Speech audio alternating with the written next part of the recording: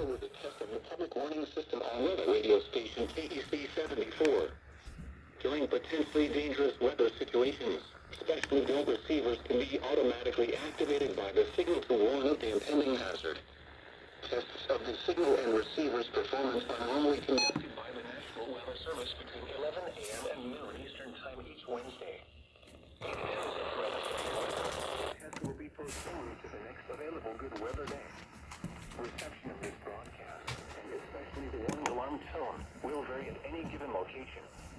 This variability, normally more noticeable at greater distances from the transmitter, can occur even when you are using a good quality receiver in a good working order.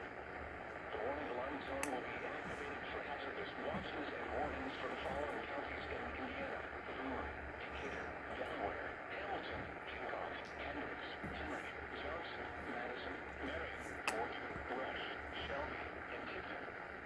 This concludes the weekly test of weather radio station KEC74.